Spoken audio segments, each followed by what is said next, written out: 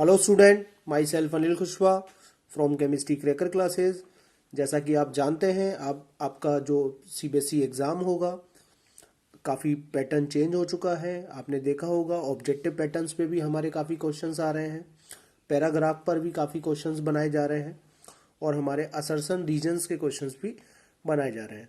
अब हम लोग एक नई सीरीज स्टार्ट कर रहे हैं जिसमें हम लोग आपको डेली ऑब्जेक्टिव क्वेश्चंस की भी प्रैक्टिस किया करेंगे, साथ में असर्शन रीजन के क्वेश्चंस पे भी काम करेंगे आपके लिए। टॉपिक वाइज टॉपिक्स और ठीक है, टॉपिक वाइज टॉपिक डिस्कशंस करेंगे। आज हमारा डिस्कशंस है सॉलिड स्टेट से है। सॉलिड स्टेट फिजिकल केमिस्ट्री का ही पार्ट है, क्लास 12 का पहला ही। ठीक है, मेरे पास यहाँ पे फर्स्ट क्वेश्चन आया हुआ है, the number of basic crystal systems is.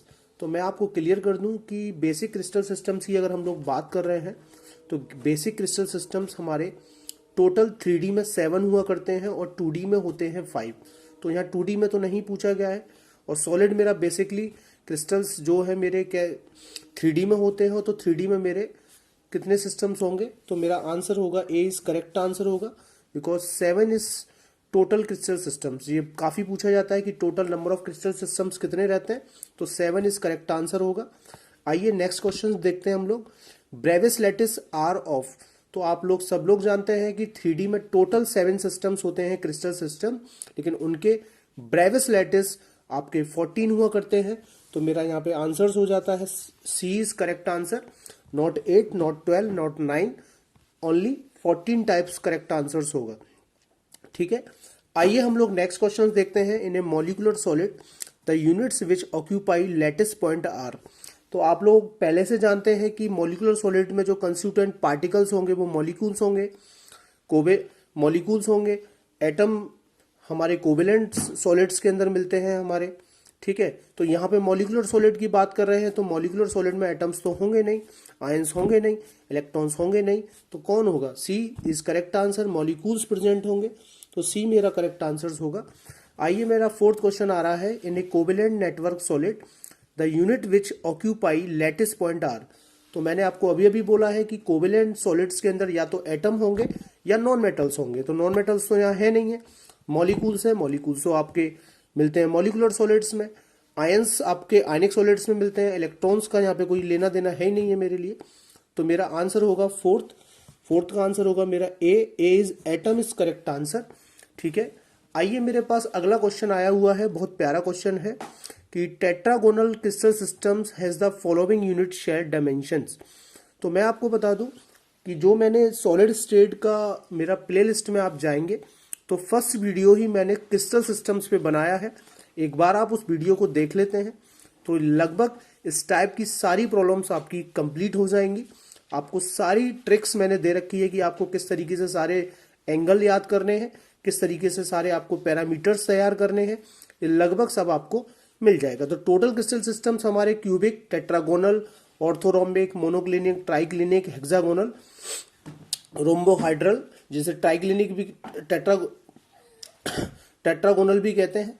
ठीक है, तो मेरे से यहाँ पे पूछा जा रहा है कि टेट्रागोनल क्रिस्टल सिस्टम्स के अंदर, ठीक है, मेरा कौन सा अरेंजमेंट पैरामीटर करेक्ट होगा।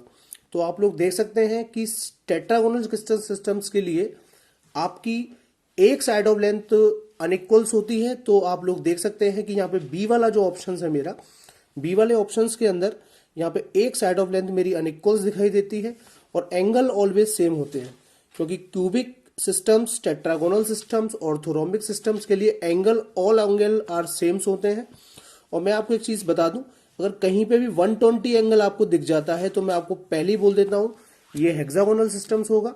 और हेक्सागोनल सिस्टम्स का सबसे बेस्ट एग्जांपल हमारा ग्रेफाइट होता है।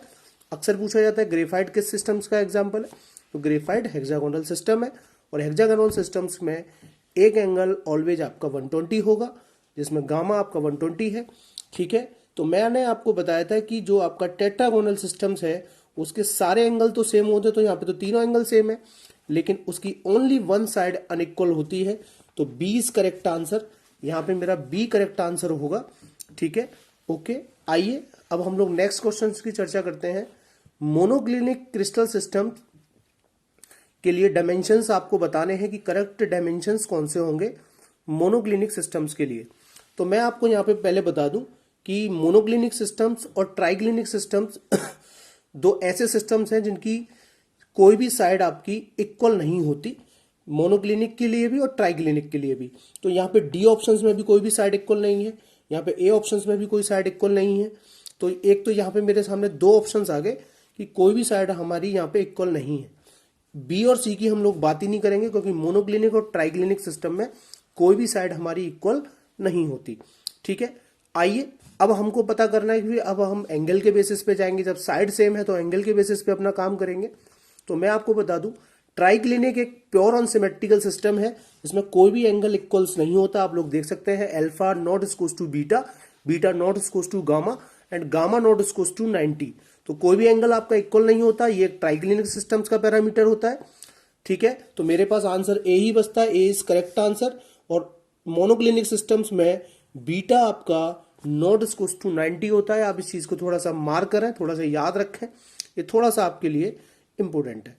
आइए हमारा नेक्स्ट क्वेश्चन है, ये भी काफी हमारा अच्छा क्वेश्चन है। हमसे कहा जा रहा है कि ये एक यूनिट शेल है हमारे पास, क्रिस्टल्स पैरामीटर्स हमारे पास गिवन है, A equals to B, A not equals to B, B not equals to C, ये हमारा गिवन है यहाँ पे। बट एंगल ऑल सेम, सारे के सारे एंगल सेम है। तो मैंने अभी अभी आपको प्रीवियस क्वेश्चंस में भी बताया था कि एंगल आपके तीनों अगर आपके सेम है तो या तो वो क्यूबिक होगा, या वो आपका टेट्रागोनल होगा, या वो आपका ऑर्थोरोम्बिक होगा। ऑर्थोरोम्बिक एक ऐसा सिस्टम्स होता है आपका जिसमें कोई भी साइड आपकी इक्वल्स नहीं होती, लेकिन एंगल आपके सारे के सारे सेम्स होते हैं। ठीक है, तो उस हिसाब से मेरा आंसर यहाँ पे C option is right answer होगा, ऑर्थोरोम्बिक इज करेक्ट आंसर। आइए हम नेक्स्ट क्वेश्चन की चर्चा करते हैं। नेक्स्ट क्वेश्चन भी मेरा काफी अच्छा क्वेश्चन है। The crystal systems of a compound with unit cell, dimensions आपको कुछ दे रखे हैं, आप लोग देख सकते हैं। ए का एक डायमेंशंस दे रखा है, ए इक्वल्स टू 0.387, बी का एक डायमेंशंस आपको गिवन है, बी इक्वल्स टू 0.387, और यहां पर आप सी का डायमेंशंस देख सकते हैं। सी का डायमेंशंस आपको दे रखा है, सी इक्वल्स टू 0.504 नैनोमीटर्स में गिवन है ये वैल्यूज। ठीक है, और आप देख सकते हैं एंगल आपका अल्फा बीटा तो 90 है, but gamma are not equals to 90। और मैंने आपको अभी अभी बिल्कुल अभी कहा था कि अगर किसी भी पैरामीटर में आपको अगर गामा 120 कहीं दिख जाता है तो वो हेक्सागोनल सिस्टम्स होगा। और हेक्सागोनल सिस्टम्स का एक मेरे पास बहुत इंपॉर्टेंट एग्जांपल हुआ करता है। हेक्सागोनल सिस्टम्स के लिए क्या एग्जांपल हुआ करता है? ग्रेफाइट। ठीक है, तो यहां पे अगर हम आंसर्स की बात करेंगे तो मेरा आंसर होगा 20 करेक्ट होगा हेक्सागोनल सिस्टम्स के लिए सर, ये हमारा पैरामीटर। और ये क्वेश्चंस मैं आपको बता दूं, एम्स में पूछा गया क्वेश्चन है ये आपका। अब हमारे पास 9 क्वेश्चंस है। ए मैच बॉक्स, मैच बॉक्स किस टाइप्स की ज्योमेट्री एग्जिस्ट करता है ये आपको बताना है। ये भी काफी इंपॉर्टेंट क्वेश्चन है, अक्सर कॉम्पिटिशन्स में पूछा जाता रहता है कि मैच बॉक्स जो आपका होता है वो किस टाइप की ज्योमेट्री एग्जिस्ट कर रहा है। वो क्यूबिक सिस्टम में है, मोनोक्लिनिक है, या टेट्रागोनल है, या ऑर्थोरोम्बिक है। तो मैं आपको क्लियर कर देता हूं, ऑर्थोरोम्बिक इज करेक्ट आंसर। वो ऑलवेज ऑर्थोरोम्बिक सिस्टम में होता है उसका ज्योमेट्री, इस चीज का आप ध्यान रखेंगे। देखिए मेरा जो नेक्स्ट क्वेश्चन है वो वापस आपको वही रिपीट कर रहा है। ग्रेफाइट की बात हो रही है कि ग्रेफाइट के लिए आपका कौन सा पैरामीटर करेक्ट होगा। तो मैंने अभी अभी बोला था कि ग्रेफाइट एग्जाम्पल है हेक्सागोनल सिस्टम्स का, और हेक्सागोनल के लिए केवल आप 120 वाले एंगल्स पे मार्क करिए कि कौन सा एंगल 120 है। 120 मीन्स वो ग्रेफाइट होगा, ग्रेफाइट मतलब वो हेक्सागोनल क्रिस्टल सिस्टम होगा। और हेक्सागोनल क्रिस्टल सिस्टम्स के लिए आपकी ए और बी तो इक्वल होगी, but C are not equal, और अल्फा बीटा आपका 90 होगा, लेकिन एक एंगल आपका ऑलवेज 120 होगा। ठीक है, तो प्लीज आप इन्हें नोट कर लीजिएगा। हम